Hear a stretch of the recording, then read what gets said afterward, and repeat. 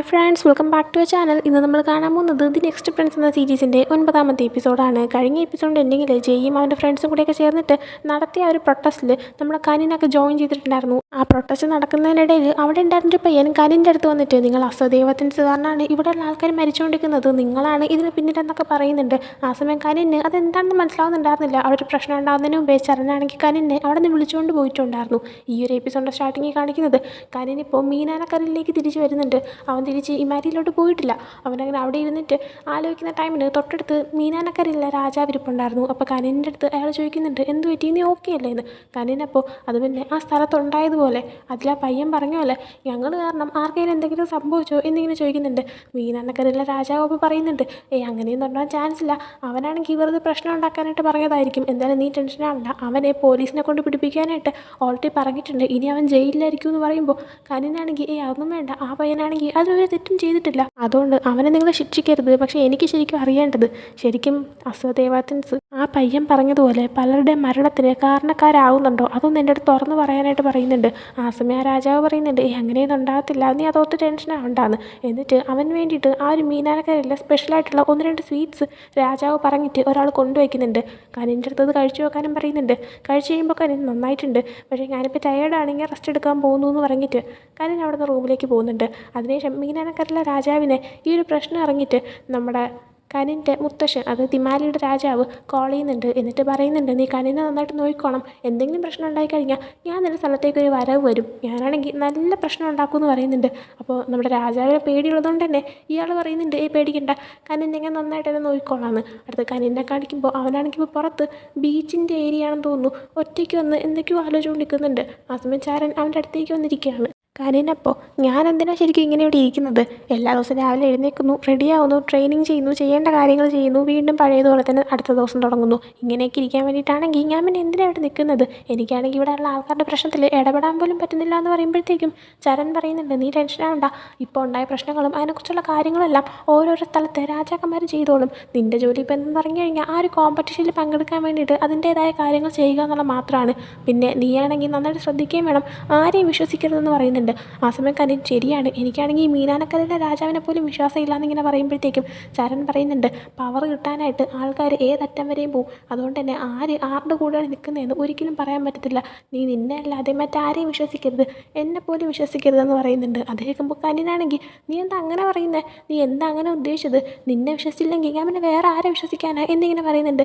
ചരണപ്പോൾ ഞാൻ അങ്ങനെയല്ല ഉദ്ദേശിച്ചത്, അത് പിന്നെ ഏതെങ്കിലും ഒരു സമയത്ത് നിന്നെ എനിക്ക് പ്രൊട്ടക്റ്റ് ചെയ്യാൻ പറ്റിയില്ലെങ്കിലോ, അതാണ് ഞാൻ ഉദ്ദേശിച്ചത്, നിന്നെ പ്രൊട്ടക്റ്റ് ചെയ്യാൻ പറ്റുമെന്ന് എനിക്ക് തന്നെ വാക്ക് തരാൻ പറ്റത്തില്ല, അതുകൊണ്ട് നീ തന്നെ സ്വയം തന്നെ വിശ്വസിച്ച് കാര്യങ്ങളെല്ലാം നന്നായിട്ട് നോക്കണമെന്ന് പറയുന്നുണ്ട്. കനിനപ്പോൾ നീ എന്നെക്കുറിച്ച് ഓർത്ത് കെയർ ചെയ്യുന്നുണ്ടെന്ന് അങ്ങ് ഡയറക്റ്റായിട്ട് പറഞ്ഞാൽ പോരെ എന്നിങ്ങനെ ചോദിക്കുമ്പോൾ ചരനാണെങ്കിൽ ഓക്കെ സമ്മതിച്ചു, ഞാനാണെങ്കിൽ നിന്നെക്കുറിച്ച് ഓർത്ത് കെയർ ചെയ്യുന്നുണ്ട്, അതുകൊണ്ട് തന്നെ നീ നന്നായിട്ട് സൂക്ഷിക്കണം, നീയാണെങ്കിൽ സ്വയം നല്ല സേഫായിട്ട് വേണം ഇരിക്കണമെന്ന് പറയുന്നുണ്ട്. കനിനപ്പോൾ ഓക്കെ എന്നും പറയാണ്. അതിനുശേഷം കുറച്ച് നേരം കനിനാണെങ്കിൽ ചരൻ്റെ തോളിൽ ചാരി ഇരിക്കുന്നുണ്ട്. അങ്ങനെ അവർ കുറച്ച് ടൈം സ്പെൻഡ് ചെയ്യുന്നുണ്ട്. അങ്ങനെ തിരിച്ച് റൂമിലേക്ക് വരുമ്പോഴത്തേക്കും അവിടെ ബബ്ലു നിൽപ്പുണ്ടായിരുന്നു. ബബ്ലു ആണെങ്കിൽ കനിൻ കയറുന്ന കാണുന്നതും പെട്ടെന്ന് അവിടെ റൂമിലുണ്ടായിരുന്ന ഐപാഡ് എടുത്ത് മാറ്റുന്നുണ്ട്. ആ സമയം കനിൻ നീ എന്തിനാ അതെടുത്ത് മാറ്റുന്നതെന്ന് ഇങ്ങനെ ചോദിക്കുന്നുണ്ട്. ആ സമയം ചരനാണെങ്കിൽ അവനെ കാണിക്കല്ലേ കൊണ്ടുവന്ന് ഇങ്ങനെ പുറകെ ആക്ഷൻ കാണിക്കുന്നുണ്ട്. എന്നാൽ കനിന് മനസ്സിലാകുന്നുണ്ട് അത് പിന്നെ നടന്ന കാര്യങ്ങളെല്ലാം, അതായത് ആ പ്രൊട്ടസ്റ്റും അവിടെ ഉണ്ടായ പ്രശ്നത്തിനെ കുറിച്ചെല്ലാം തന്നെ സോഷ്യൽ മീഡിയയിൽ ന്യൂസ് വന്നു കഴിഞ്ഞു, അതാണ് തന്നെ കാണിക്കാത്തതെന്ന്. അതുകൊണ്ട് തന്നെ കനിൻ കാണിക്കാൻ പറയുന്നുണ്ട്. എന്നാൽ ബബ്ലു കാണിക്കാതിരിക്കാൻ ശ്രമിക്കുന്നുണ്ടെങ്കിലും കനിനാണെങ്കിൽ ആ ഐപാഡ് വാങ്ങിച്ച് നോക്കുന്നുണ്ട്.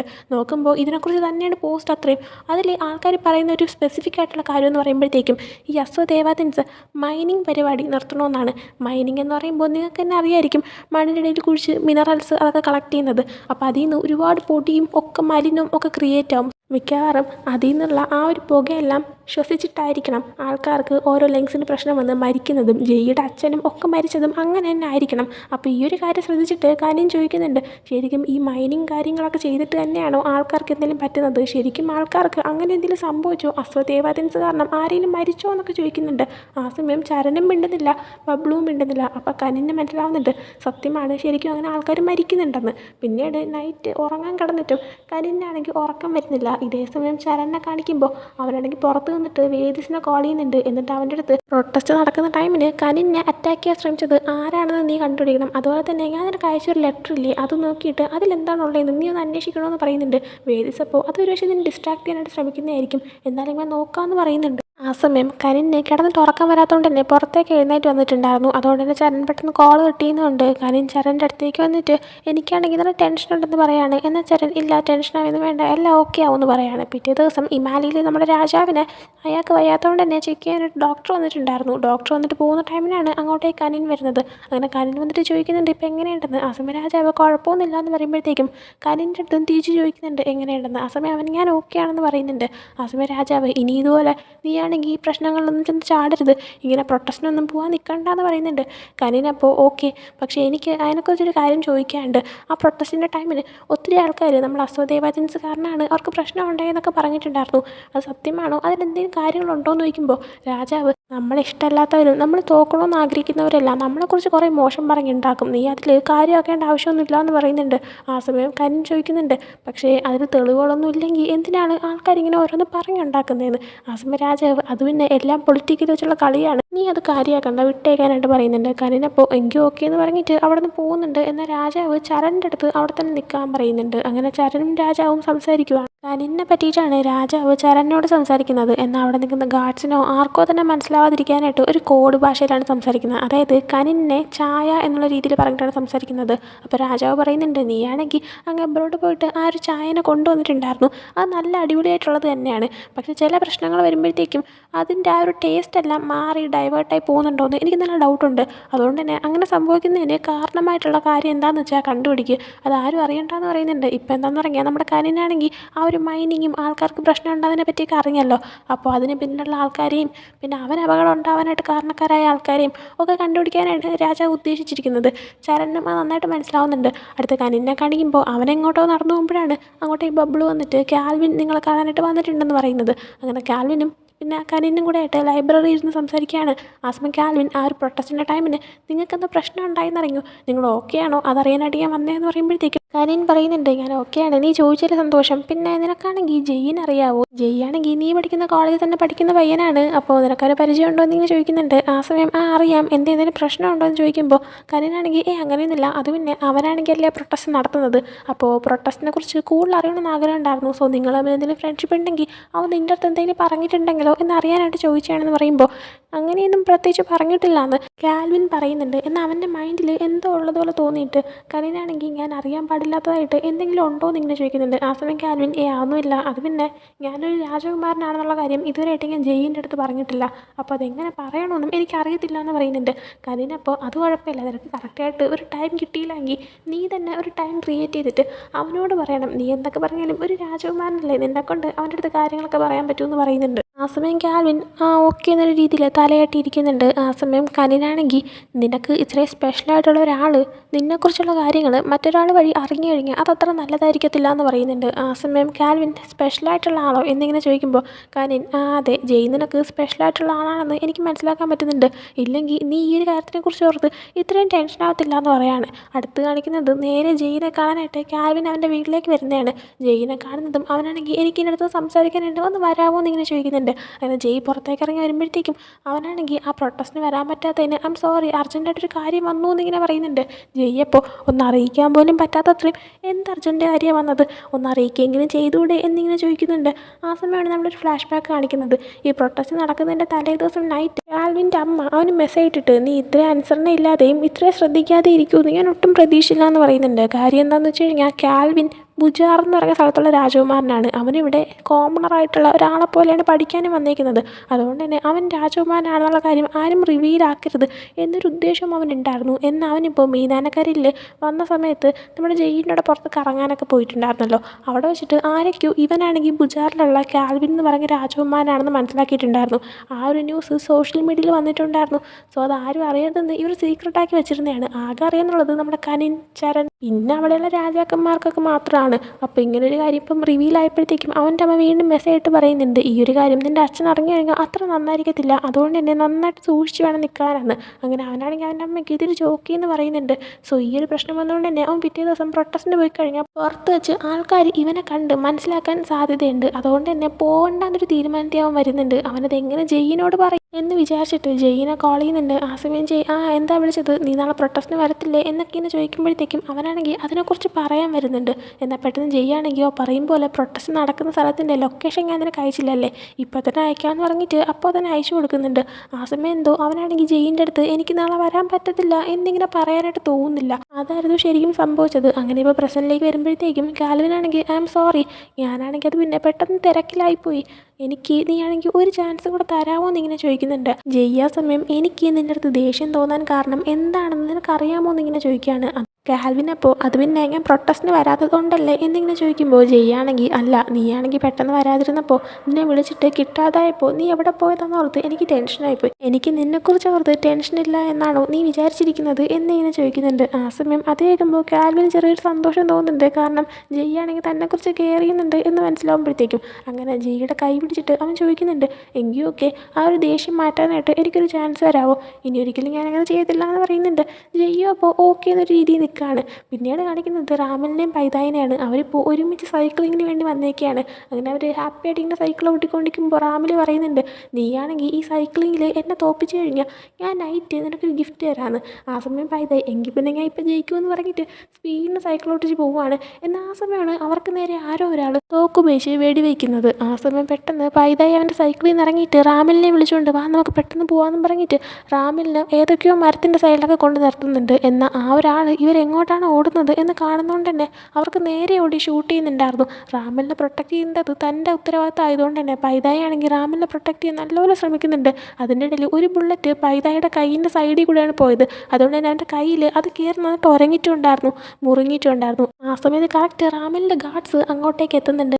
ഇവർ സൈക്ലിങ് ചെയ്യാനായിട്ട് തുടങ്ങിയ ആ ഒരു ഏരിയയിൽ നിൽപ്പുണ്ടായിരുന്നു. എന്നാൽ ഇപ്പോഴാണ് അതിൻ്റെ സൗണ്ട് കേട്ടിട്ട് ഇങ്ങോട്ടേക്ക് എത്താൻ പറ്റിയത്. ആ ഒരു നേരം കൊണ്ട് ആ വെടിവെച്ച ആൾ ഓടിപ്പോയിട്ടുണ്ടായിരുന്നു. 2-3 ഗാർഡ്സ് അയാളുടെ പുറകെയും പോയിട്ടുണ്ടായിരുന്നു. ആ സമയത്ത് മറ്റൊരു ഗാർഡ് റാമിലിൻ്റെ അടുത്ത് വരാനായിട്ട് ലേറ്റ് ആയതിൽ സോറി എന്ന് പറയുന്നുണ്ട്. റാമിലപ്പോൾ നിങ്ങൾക്ക് സമയത്തിനൊക്കെ വന്നുകൂടെ, ആർക്കെങ്കിലും എന്തെങ്കിലും പറ്റിയിരുന്നെങ്കിൽ എന്ത് ചെയ്തേനെ എന്നിങ്ങനെ ചോദിക്കുകയാണ്. ആ സമയമാണ് പൈതായിയുടെ കൈ മുറിഞ്ഞ കാര്യം റാമിൽ ശ്രദ്ധിക്കുന്നത്. അത് കാരണം കൂടുതൽ ദേഷ്യം വന്നിട്ട് ആ ഗാർഡിൻ്റെ അടുത്ത് അയാളെ പോയി പിടിക്കാനായിട്ട് പറഞ്ഞിട്ട് അയാളെ പറഞ്ഞു വിടുന്നുണ്ട്. എന്നിട്ട് പൈതായിയുടെ അടുത്ത് നീ ഓക്കെ അല്ലേ എന്ന് ചോദിക്കുകയാണ്. പിന്നീട് തിരിച്ച് ഇവർ റൂമിലേക്ക് വരുമ്പോഴത്തേക്കും പൈതായിയുടെ ആ ഒരു മുറിവിൽ ബാൻഡേജൊക്കെ ചെയ്തിട്ടുണ്ടായിരുന്നു. ആ സമയത്ത് റാമിലാണെങ്കിൽ പറയുന്നുണ്ട്, നിനക്കങ്ങനെ സംഭവിച്ചില്ല, ഐ എം സോറി എന്ന്. ആ സമയം പൈതായി ഇല്ല കുഴപ്പമില്ല, നിനക്കായിരുന്നു സംഭവിച്ചിരുന്നെങ്കിൽ എനിക്ക് എൻ്റെ അടുത്ത് തന്നെ ക്ഷമിക്കാൻ പറ്റത്തില്ലായിരുന്നു, അതുകൊണ്ട് എനിക്കത് സംഭവിച്ചതിൽ എനിക്ക് പ്രശ്നമില്ല എന്ന് പറയുന്നുണ്ട്. ആ സമയം റാമിൽ പക്ഷേ എന്നെയോ എൻ്റെ ആൾക്കാർക്കോ എന്തെങ്കിലും പറ്റിക്കഴിഞ്ഞാൽ അത് ചെയ്ത ആളെ ഞാൻ ഒരിക്കലും വെറുതെ വിടത്തില്ല എന്ന് ദേഷ്യത്തിൽ പറയുന്നുണ്ട്. ആ ഒരു ടൈമിലാണ് കറക്റ്റ് ഇത് ചെയ്ത ആളെ അവിടെയുള്ള ഗാർഡ്സ് എല്ലാവരും പിടിച്ചുകൊണ്ട് വരുന്നത്. അത് മറ്റൊരു ഗാർഡ് തന്നെയായിരുന്നു. അയാളാണ് ഇവർക്ക് ഇങ്ങനെയിട്ടൊരു പണി കൊടുത്തത്. അതുകൊണ്ട് തന്നെ റാമിൽ നിന്നെയൊക്കെ ഞാനിനി എങ്ങനെ വിശ്വസിക്കും, സത്യം പറ നിന്നെ ആരാ ഇങ്ങോട്ടേക്ക് ഇത് ചെയ്യാനായിട്ട് അയച്ചതെന്ന് ഇങ്ങനെ ചോദിക്കുന്നുണ്ട്. ആ സമയം അത് പിന്നെ രാജാവാണ് നിങ്ങളൊന്ന് ശ്രദ്ധിക്കാൻ പറഞ്ഞിട്ട് എന്നെ ഇങ്ങോട്ടേക്ക് അയച്ചതെന്ന് പറയുന്നുണ്ട്. ഉദ്ദേശിച്ച രാജാവ് നമ്മുടെ കനിൻ്റെ മുത്തശ്ശനായിട്ടുള്ള ഇമാരിയുടെ രാജാവിനെയാണ്. പിന്നീട് റാമിലാണെങ്കിൽ അവൻ്റെ അച്ഛനുമായിട്ട് സംസാരിക്കുന്നുണ്ട്. അവൻ്റെ അച്ഛൻ ഈ ഒരു അറ്റാക്കിനെ പറ്റി അറിഞ്ഞിട്ടുണ്ടായിരുന്നു. അങ്ങനെ റാമിൻ്റെ അടുത്ത് നീ ഓക്കെ അല്ലേ എന്ന് നോക്കിയപ്പോൾ ഞാൻ ഓക്കെയാണ്, പക്ഷേ പൈതായിക്ക് ചെറിയൊരു മുറിവ് പറ്റിയിട്ടുണ്ട്.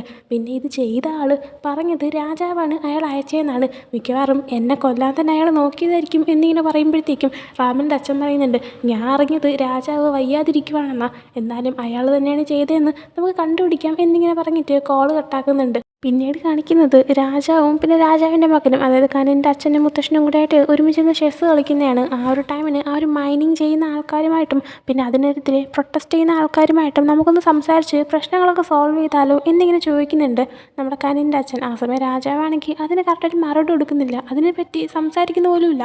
ആ സമയം വീണ്ടും കനിൻ്റെ അച്ഛൻ അത് തന്നെ പറയുമ്പോൾ രാജാവ് പറയുന്നുണ്ട്, വെറുതെ ആവശ്യമില്ലാത്തൊരു കാര്യം നമ്മൾ ചെയ്യേണ്ട കാര്യമില്ല, നമ്മുടെ ഇവിടുത്തെ കാര്യങ്ങളൊക്കെ നടന്നു പോകണമെങ്കിൽ ഈ ഒരു മൈനിങ് കാര്യങ്ങളെല്ലാം കണ്ടിന്യൂ ആയേ പറ്റുള്ളൂ, അതുകൊണ്ട് നീ അതങ്ങ് വിട്ട് കളയാൻ പറഞ്ഞിട്ട് അയാളത് സംസാരിക്കാണ്ട് സമ്മതിക്കുന്നില്ല. പിന്നീട് കാണിക്കുന്നത് റാമിലും അവൻ്റെ അച്ഛനും കൂടെ ആയിട്ട് രാജാവിനെ കാണാനായിട്ട് വന്നേക്കുന്നതാണ്. ആ സമയം റാമിലിന് ഒരു അറ്റാക്ക് ഉണ്ടായ കാര്യം രാജാവ് ഇറങ്ങിയിട്ട് നീ ഇപ്പോൾ ഓക്കെ ആണെന്നൊക്കെ ചോദിക്കുന്നുണ്ട്. റാമിലപ്പോൾ ആ ഓക്കെയാണ്, പക്ഷേ അത് ആരാണ് ചെയ്തതെന്ന് അങ്ങോട്ട് കറക്റ്റ് കണ്ടുപിടിക്കാൻ പറ്റിയില്ല എന്ന് പറയുന്നുണ്ട്. രാജാവ് അപ്പോൾ അത് ആരാ ചെയ്തതെന്ന് അന്വേഷിക്കാനായിട്ട് ഞാനും ആരെങ്കിലും ഏൽപ്പിക്കാമെന്ന് പറയുന്നുണ്ട്. അതേ ടൈമിന് രാജാവ് വിട്ട ആളാണ് ഇത് ചെയ്തത് എന്നൊരു ഇതുള്ളതുകൊണ്ട് തന്നെ റാമിലിൻ്റെ അച്ഛനാണെങ്കിൽ ഇൻഡയറക്റ്റായിട്ട് അത് ആരായിരിക്കും ചെയ്തതെന്ന് നിങ്ങൾക്കറിയാമായിരിക്കുമല്ലോ എന്നിങ്ങനെ രാജാവിനോട് ചോദിക്കുന്നുണ്ട്. ആ സമയം രാജാവിനും എന്തോ ഡൗട്ട് തോന്നിയിട്ട് നീ എന്തോ അർത്ഥം വെച്ച് സംസാരിക്കുന്ന പോലെയാണെന്ന് എനിക്ക് തോന്നുന്നുണ്ടെന്ന് പറയാണ്. ആ സമയം റാമിലിൻ്റെ അച്ഛൻ അങ്ങനെയൊന്നുമില്ല, നിങ്ങൾക്ക് അറിയാമോ എന്ന് അറിയാനായിട്ട് ചോദിച്ചതാണെന്ന് പറഞ്ഞിട്ട് ആ ഒരു വിഷയം ഒഴിവാക്കി കളയുന്നുണ്ട്. പിന്നീട് തിരിച്ച് കൊട്ടാരത്തിലേക്ക് വന്നു കഴിയുമ്പോൾ റാമിൽ അവൻ്റെ അച്ഛൻ്റെ അടുത്ത് പറയുന്നുണ്ട്, ഇതാ രാജാവിൻ്റെ പരിപാടിയാണെന്ന് അറിയാമെന്നുള്ളതല്ലേ, അപ്പോൾ പിന്നെ നമ്മൾ എന്തിനാ ഇനി നോക്കിക്കൊണ്ടിരിക്കുന്നത്, അയാൾക്കിട്ട് പണി കൊടുക്കണ്ടേ എന്നിങ്ങനെ സംസാരിക്കുന്നുണ്ട്.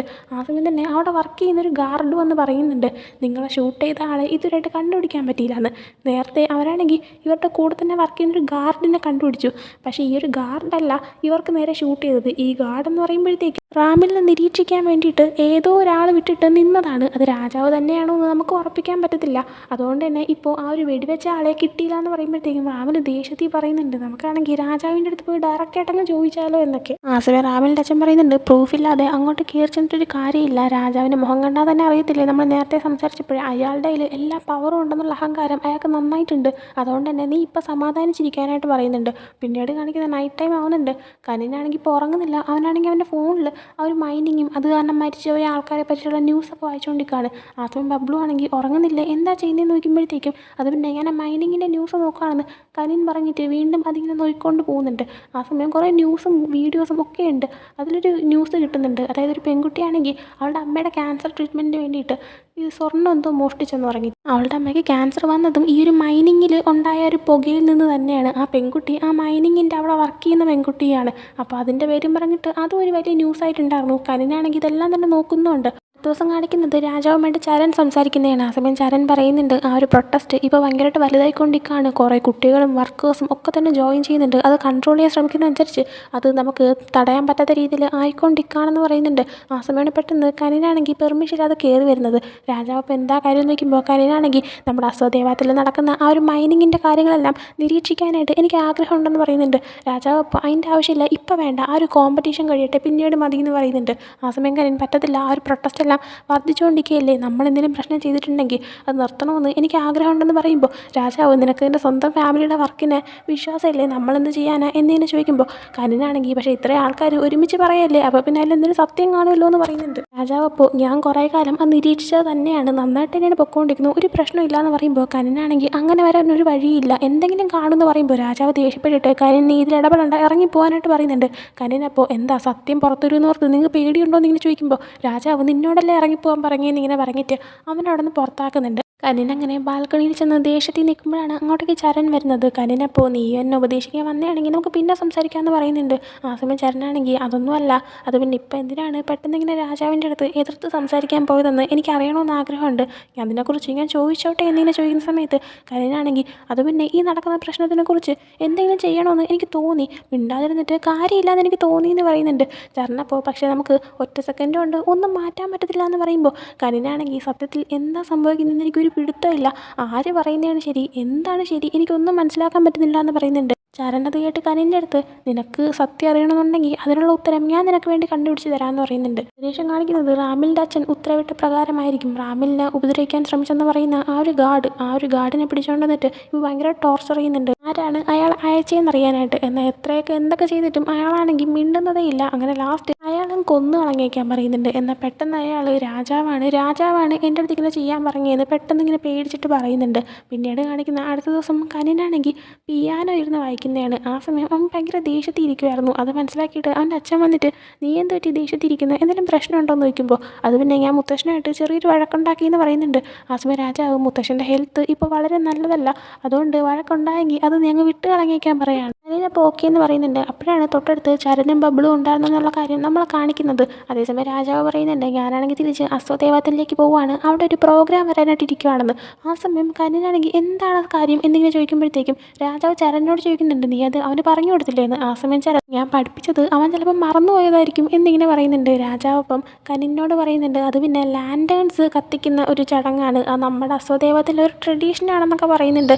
ആ സമയം കനിനാണെങ്കിൽ എനിക്കും വരണമെന്ന് ആഗ്രഹമുണ്ടെന്ന് പറഞ്ഞിട്ട് ചരൻ്റെ അടുത്ത് ഞാൻ പൊക്കോട്ടേന്ന് ചോദിക്കുന്നുണ്ട്. ചരൻ അപ്പോൾ ഓക്കെ എന്നും പറയാണ്. അങ്ങനെ പിന്നീട് അത് കഴിഞ്ഞിട്ട് ഇവരാണെങ്കിൽ ഫെൻസിങ് പ്രാക്ടീസ് ചെയ്യാണ്. ആ സമയം കനിൻ ചരൻ്റെ അടുത്ത്, നീ ആ ഒരു ലാൻറ്റേണൊക്കെ മുമ്പ് കത്തിച്ചിട്ടുണ്ടോ എന്ന് ചോദിക്കുമ്പോൾ ഞാൻ കുഞ്ഞിലെ ചെയ്തിട്ടുണ്ട്, അമ്മ മരിച്ചതിന് ശേഷം ഞാൻ പിന്നെ അശ്വദേവത്തിലോട്ട് തിരിച്ചു പോയിട്ടില്ല, ഇവിടെ തന്നെയായിരുന്നു ഉണ്ടായിരുന്നതെന്ന് പറയുന്നുണ്ട്. കനിനപ്പോൾ എനിക്ക് ഇത്തവണ നമുക്ക് ഒരുമിച്ച് പോകാമല്ലോ, നല്ല മെമ്മറീസൊക്കെ ക്രിയേറ്റ് ചെയ്യാം, ഞാൻ പ്രോമിസ് ചെയ്യുന്നു, ഇവിടെ ഉള്ള സമയത്തെല്ലാം ഞാൻ നന്നായിട്ട് അതിന് പകരമായിട്ട് പ്രാക്ടീസ് ചെയ്തോളാം, എൻ്റെ കൂടെ വരാനായിട്ട് പറയുന്നുണ്ട്. അടുത്ത് പിന്നീട് കാണിക്കുന്നത് തന്തനായിനെയാണ്. തന്തനായി ജീവനോടെ ഉണ്ടെന്നുള്ള കാര്യം നമുക്ക് നേരത്തെ മനസ്സിലാക്കാൻ പറ്റിയതാണ്.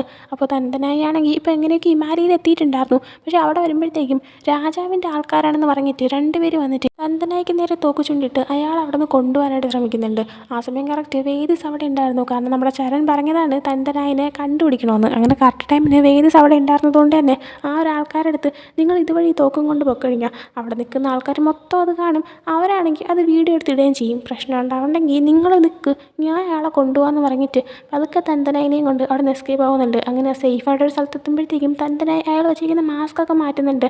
ആ സമയം അയാൾ ചോദിക്കുന്നുണ്ട് നീ ആരാണെന്ന്. വേദിസ് അപ്പോൾ ഞാൻ ചരണിൻ്റെ ഒരു ഫ്രണ്ടാണ്, നിങ്ങളെ നോക്കാനായിട്ട് ചരൺ എന്നെ ഏൽപ്പിച്ചു എന്ന് പറയുമ്പോൾ തന്തനായി എന്നെ ആരും നോക്കേണ്ട ആവശ്യമൊന്നുമില്ല, ഞാൻ തന്നെ സ്വയം ശ്രദ്ധിച്ചോളാമെന്ന് പറയുമ്പോൾ വേദിസാണെങ്കിൽ അത് ഞാൻ ഇപ്പോൾ കണ്ടു, ഞാൻ വന്നില്ലായിരുന്നെങ്കിൽ ആ ആൾക്കാർ നിങ്ങളെയും കൊണ്ടിപ്പോൾ പോയേനെ, ആരെങ്കിലും നിങ്ങളെ പിടിച്ചു കഴിഞ്ഞാൽ പിന്നെ നിങ്ങൾ ജീവനോടെ പുറത്തു വരുമെന്ന് എനിക്ക് തോന്നുന്നില്ല. അതുകൊണ്ട് പ്ലീസ് നിങ്ങൾ എൻ്റെ കൂടെ വാ, ഇനിയിപ്പോൾ നിങ്ങൾക്ക് താല്പര്യമില്ലെങ്കിൽ കരിന് വേണ്ടിയിട്ടെങ്കിലും എൻ്റെ കൂടെ ഒന്ന് വരാനായിട്ട് പറയുന്നുണ്ട്. ആ സമയം തന്തനായിക്ക് കറക്റ്റ് ഫോണിൽ ഒരു മെസ്സേജ് വരുന്നുണ്ട്. അതെന്താണെന്ന് നമ്മളെ കാണിക്കുന്നില്ല, പക്ഷേ അയാളത് നോക്കുന്നുണ്ട്. അങ്ങനെ അതും കാണിച്ചുകൊണ്ട് ഈ ഒരു എപ്പിസോഡ് ഇവിടെ എൻ്റെ ആവുകയാണ്. അപ്പോൾ ഈ ഒരു എപ്പിസോഡ് നിങ്ങൾക്ക് ഇഷ്ടപ്പെട്ടെങ്കിൽ ലൈക്ക് ചെയ്യുക, ഷെയർ, സബ്സ്ക്രൈബ് ചെയ്യുക. നെക്സ്റ്റ് വീഡിയോ ആയിട്ട് ബൈ.